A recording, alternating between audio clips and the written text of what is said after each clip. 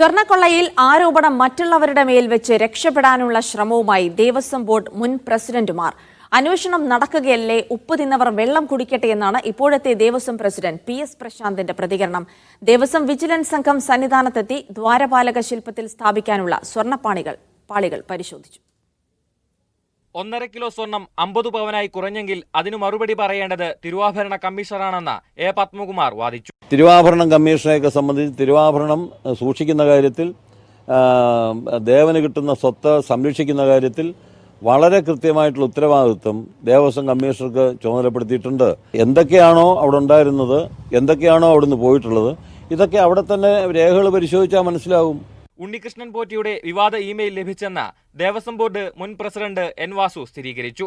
ദ്വാരപാലക ശില്പങ്ങള് പൂശുക, സ്വർണം പൂശുക, അങ്ങനെ പൂശിയതിന്റെ ബാക്കി അയാൾ ദേവസ്വം ആൾറെഡി അവിടുത്തെ സ്പോൺസറാണ്.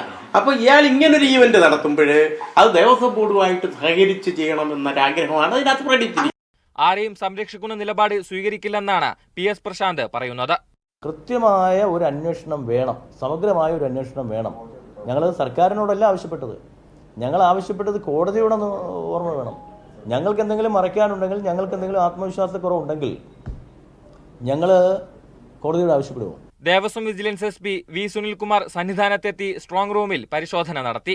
ദ്വാരപാലക പാളികളും പരിശോധിച്ചു. ചെന്നൈയിൽ നിന്ന് തിരിച്ചെത്തിച്ച സ്വർണ്ണപ്പാളികൾ പരിശോധിക്കാൻ ഹൈക്കോടതിയും നിർദ്ദേശിച്ചിരുന്നു. ഒക്ടോബർ 17-ന് സ്വർണ്ണപ്പാളികൾ ദ്വാരപാലക ശില്പത്തിൽ സ്ഥാപിക്കും. മീഡിയ 1 തിരുവനന്തപുരം.